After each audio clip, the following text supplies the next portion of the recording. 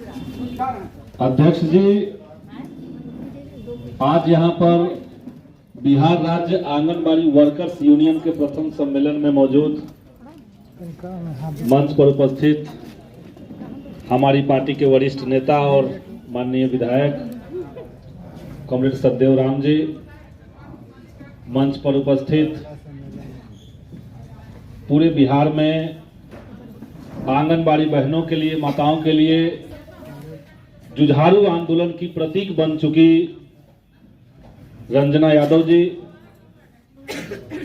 AICCTU और भाकपा माले के तमाम नेतागण और बिहार के तमाम अलग अलग जगहों से यहाँ पर आए हुई आंगनबाड़ी की सहायिका, सेविकाएं, माताएं, बहनों को और इनके सहयोग में जो पुरुष साथी अलग अलग जिलों से यहाँ पर इकट्ठा हुए हैं, आप सबको मैं अपनी तरफ से प्रणाम करता हूं और लाल सलाम करता हूं। पिछली जब बैठक हुई थी और सरकार ने एक तरफा फैसला लेते हुए आंगनबाड़ी सेविकाओं और सहायिकाओं की मांग को दरकिनार करते हुए जब 18,000 से ज्यादा आंगनबाड़ी सहायिकाओं, सेविकाओं को चयन मुक्त कर दिया था, तो उस बैठक को हम लोग को याद रखना चाहिए।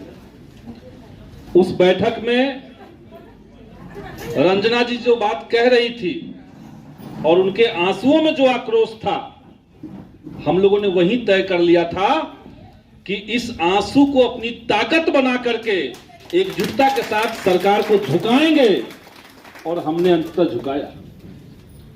आप लोगों का जो बहादुराना संघर्ष रहा, जो बड़े पैमाने पर हमारी एकजुटता रही, उसका परिणाम है कि आज इतने चेहरों पर 18,000 से ज्यादा महिलाओं के चेहरे पर और उनके लाखों परिवार के चेहरे पर एक बार फिर से मुस्कान आया है।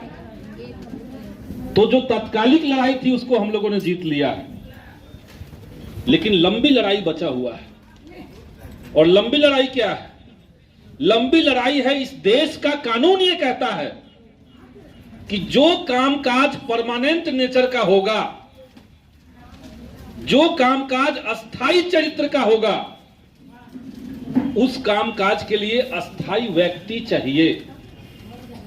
और साफ बात है कि आंगनबाड़ी जो है वो 1-2 दिन का चीज नहीं, वो अस्थाई काम का चीज है। जब तक धरती रहेगा, जब तक समाज रहेगा, समाज में बच्चे होंगे, तो बच्चों को देखभाल करने के लिए, उनको पौष्टिक आहार देने के लिए, उनकी प्राथमिक शिक्षा के लिए आंगनबाड़ी होगा। तो इसीलिए ये परमानेंट नेचर का काम हुआ। और देश का श्रम कानून ये कहता है, सुप्रीम कोर्ट का गाइडलाइन ये कहता है कि परमानेंट नेचर के कामकाज के लिए आपको परमानेंट लोग चाहिए। इसीलिए जो आपकी जो लंबी लड़ाई है कि राज्य कर्मी का दर्जा दो, ये हम लोग हासिल करके रहेंगे, और इसके लिए हम लोगों ने तैयारी शुरू कर दी। अभी बगल में एक और बैठक हमारी होनी। आप लोगों ने आज के अखबार में पढ़ा होगा कि सरकार ने फैसला किया है कि बिहार में जो 4 लाख नियोजित शिक्षक हैं, अगर उन्होंने अपना इम्तिहान सक्षमता परीक्षा नहीं दिया या परीक्षा में वो विफल हो गए, तो उनकी नौकरी चली जाएगी। और ये 2 नजरियों का लड़ाई है।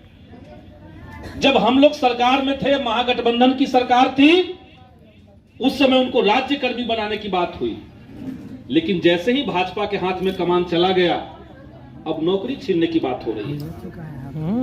सब लोगों को पता है कि देश के अंदर 24 श्रम कानून थे, और हर कर्मचारी, हर नागरिक किसी न किसी तरीके से उन श्रम कानूनों से बंधा हुआ है, उन श्रम कानूनों के मातहत है। लेकिन 2020 में जब कोरोना लॉकडाउन चल रहा था, मोदी सरकार ने उन 24 श्रम कानूनों को खत्म करके 4 लेबर कोड ला दिए, और वो राज्य कर्मी की दर्जा के लिए संघर्ष कर रहे हर तबके के लिए वो एक बड़ा जंजीर साबित होगा। और इसीलिए ये जो समय है, आपके बैनर पे लिखा हुआ है, मोदी सरकार शर्म करो, 10 साल में आंगनबाड़ी कर्मियों के लिए क्या किया।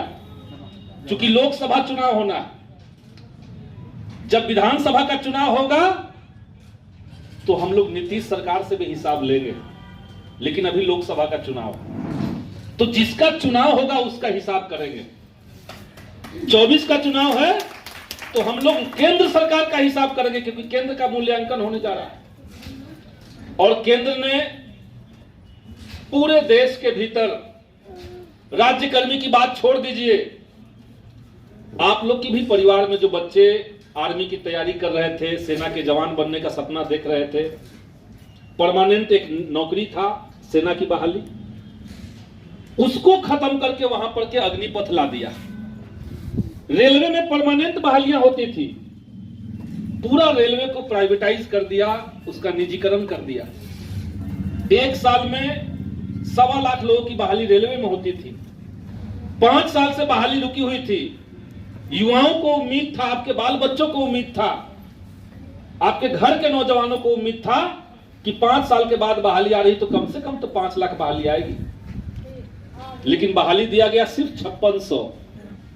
रेलवे का दुर्घटना हो रहा है क्योंकि उसमें स्टाफ की कमी है।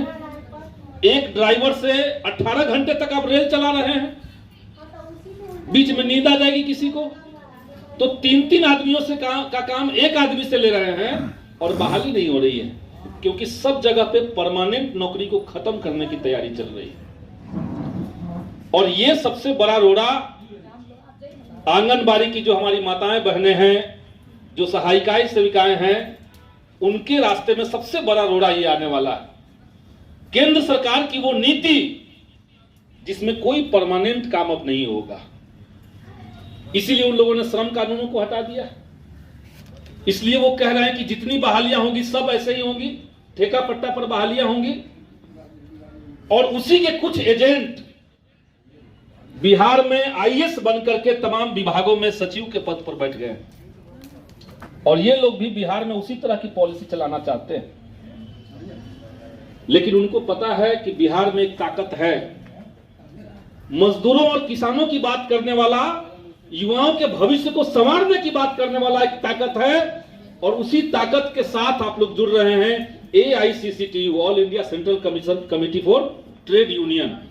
उसी के मातहत आज आंगनबाड़ी का एक सम्मेलन हम लोग कर रहे हैं, और आने वाले समय में समूचे बिहार के आंगनबाड़ी बहनों को, आंगनबाड़ी से जो जुड़ी हुई माताएं बहनें हैं, सबको एकजुट करके हम लोग तय कर लें कि 2024 हमने जो हासिल किया वो तो किया, वो तो मामूली बढ़ोतरी हुई है, वो तो हमारी सिर्फ उतनी मांग नहीं थी।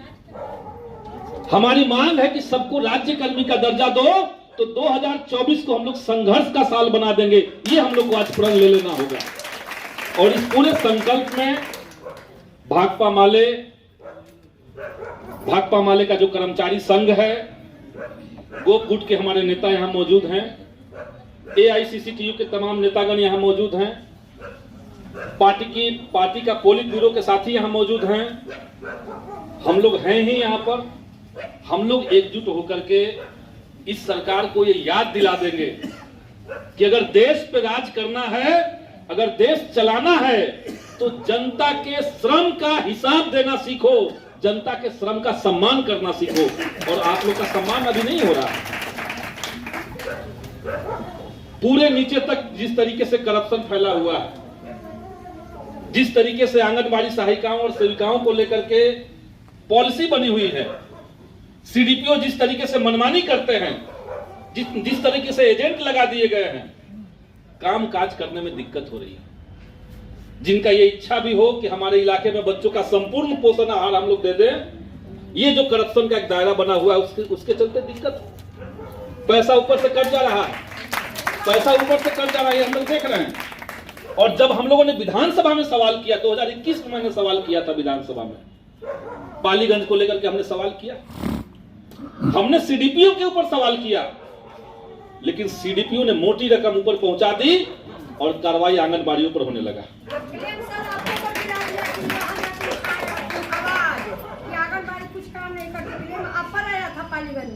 वही मैं कह रहा हूं, हमने सवाल उठाया CDPO के ऊपर और CDPO ने अटैची पहुंचा दिया सरकार के पास। अब कार्रवाई जहां सीडीपीओ पे होना चाहिए था वहां आंगनबाड़ी पे कार्रवाई होने लगी। तो ये जो करप्शन का दायरा फैला हुआ है, ये जो जाल बिछा दिया गया है ट्रांसफर पोस्टिंग से लेकर के सब चीज में, इसको हम लोग निस्तनाबूद करने का संकल्प लें आज। और इसलिए बड़ी एकजुटता जरूरी है। तमाम अलग अलग जिलों से यहाँ पे आप लोग आए हुए हैं। आज जब सम्मेलन हो जाए और यहाँ से आप लौटें तो और लोगों को इसमें जोड़ना जरूरी है। एक सही नेतृत्व जरूरी है। हमने देखा कि रंजना यादव जी का जो एक पूरा असर रहा, एक संघर्ष का उनके अंदर जो जज्बा रहा, उसने सरकार को उनके ही लिए हुए फैसले को वापस लेने के लिए बाध्य कैसे कर दिया, क्योंकि उनके पीछे एक ताकत आप लोग की थी। और सब जिला में लेकर के एक सही नेतृत्व के साथ, मजबूत प्रतिबद्धता के साथ हम लोग को लड़ना है। क्योंकि हम लोगों ने देखा है कि पिछले समय में क्या हुआ। पिछला आंदोलन आप लोग को याद होगा, इतने संघर्ष करके बिहार के तमाम जिलों से माताएं बहनें यहां पहुंची थी। पटना का कोई ऐसा जगह नहीं था जहां आंगनबाड़ी का नारा नहीं लग रहा था, जहां आपकी मांग के साथ लोग खड़े नहीं थे। लेकिन वही गड़बड़ी हुआ। सरकार से बातचीत हुई कि नहीं हुई, लेकिन अखबारों में छप गया कि बातचीत हुई है। और बातचीत के बाद परिणाम हम लोगों ने जब देखा तो हम लोग तो चौंक गए कि सरकार से बातचीत हो रही थी बात मानने की, आंगनबाड़ी सहायिकाओं सेविकाओं की मांगों को सुनने की, और उल्टी कार्रवाई हो गई। और जब हम लोग नेताओं को फोन लगा रहे थे, जो नेतृत्व कर रहे थे, तो फोन नहीं उठ रहा था। हमारे गार्ड साहब साथ में रहते हैं, उनकी भाभी भी चयन मुक्त हो गई थी अरवल से। अब वो मेरे साथी थे, लगातार हम लोग कह रहे थे कुछ कीजिए कुछ कीजिए। हमने कहा कि ठीक है, जितने लोग चयन मुक्त हुए हैं, 18,000 संख्या कोई कम संख्या नहीं होती। अगर ये लोग एक साथ आ जाएंगे तो किसी सरकार की ये ताकत नहीं है कि आपके साथ कोई गलत कर देगा। और आप लोग एक साथ आए हैं, ये बहुत अच्छी बात है। एक आंशिक जीत हम लोग की हुई है, ये अच्छी बात है। आजादी की लड़ाई के दौरान शहीद आजम भगत सिंह ने कहा था कि हम जब 16 आने की लड़ाई लड़ते हैं और हमें 4 आना अगर मिलता है तो उस 4 आने को फेंकना नहीं है, उसको जेब में रखना है, और जो बचा हुआ 12 आना है उसके लिए संघर्ष करना है। ये भगत सिंह ने कहा। तो ये जो आंशिक जीत है वो हमारे लिए 4 आना है। भगत सिंह ने कहा उस समय में कि कांग्रेस के साथ दिक्कत यह कि लड़ते ही है 4 आने के लिए। तो आपके साथ भी ये हुआ एक समय तक कि एक अंडा के ऊपर एक अंडा बढ़ा देंगे, इस पे समझौता होने लगा था। ये आप लोगों को शायद पता होगा। तो वो 4 आने की लड़ाई हम लोग नहीं चाहते थे। हम लोग चाहते थे कि संपूर्ण लड़ाई हो, और जब तक राज्य कर्मी का दर्जा हम लोग को न मिल जाए, जब तक मान सम्मान न मिल जाए, जब तक बिहार के लाखों माताओं बहनों को उनके श्रम का अधिकार नहीं मिल जाए, तब तक हम लोग चुप नहीं बैठेंगे। एक बहुत बड़े दार्शनिक ने कहा था कि जब दुनिया का इतिहास लिखा जाएगा और लोगों की मेहनत की कमाई का जब हिसाब होने लगेगा, तब सबसे बड़ी चोरी सामने आएगी, और वो चोरी होगी महिलाओं के श्रम का पैसा उनको न मिलने की चोरी। सबसे बड़ी चोरी ये है। पूरी दुनिया में आधी आबादी महिलाओं की है, लेकिन संपत्ति किनके नाम से कितना है इसका आंकड़ा आप लोग देख लीजिए। मात्र 3% संपत्ति महिलाओं के पास है। अगर 100 रुपए है तो 3 रुपए संपत्ति महिलाओं के पास है, बाकी सब मर्दों के पास है। हम जो घर में काम करते हैं, हम जो अपने बच्चों को पढ़ा रहे हैं, पाल पोस रहे हैं, नहा धोवा करके स्कूल भेज रहे हैं, ये सब मेहनत है, ये सब काम है, लेकिन उसका कोई हिसाब नहीं, उसका कोई हिसाब नहीं। और इन तमाम चीजों को लेकर के भी संघर्ष चल रहा है। भाकपा माले का एक और महिला संगठन भी है, एपवा। उसकी लड़ाई इसी बात की है कि पूरे देश के अंदर महिलाओं का मान सम्मान बढ़े, पितृसत्तात्मक सोच जो समाज के अंदर है वो खत्म हो। तो उसको भी लेकर के हम लोग आगे बढ़ रहे हैं। तो एक बेहतर समाज बनाने के लिए सबको अधिकार मिले, सबको मान सम्मान मिले, इस संघर्ष में आप सब लोग शामिल हो रहे हैं। ये बहुत ही गर्व की बात है, अच्छी बात है। और आने वाले दिनों में आपकी जो लड़ाई राज्यकर्मी की है उसकी तरफ हम लोग बढ़ेंगे। तो इतना ही बात कह करके कि आपका सम्मेलन सफल तरीके से हो, एक नेतृत्व चुना जाए, लेकिन ये लड़ाई की शुरुआत होगी। यहाँ से लौटने के बाद और ज्यादा संख्या में लोगों को संगठित करेंगे हम लोग, और जिला स्तर पर आने वाले दिनों में हम लोग जिला स्तर पर भी सम्मेलन करेंगे, हर जिले में सम्मेलन करेंगे। और आंगनबाड़ी का जो ये संगठन बन रहा है, इसकी ताकत इतनी ज्यादा होगी कि जो बिचौलिए लोग हैं, जो 4 आने की लड़ाई, 1 अंडे की लड़ाई लड़ने वाले लोग हैं, उनको लड़ाई को बेचने का कोई मौका न मिले। एक संपूर्ण लड़ाई की तरफ हम लोग बढ़ेंगे। उसके लिए पहले संगठित हों, और आज जो हम लोग जीत हासिल किए हैं, चयन मुक्त को हम लोगों ने पीछे ढकेल दिया है, चयन मुक्ति के जो साजिश था उसको खत्म कर दिया है, उसका जश्न मनाएं। इतना ही बात का करके अपनी बात को खत्म करेंगे। शुक्रिया। इनकलाब जिंदाबाद।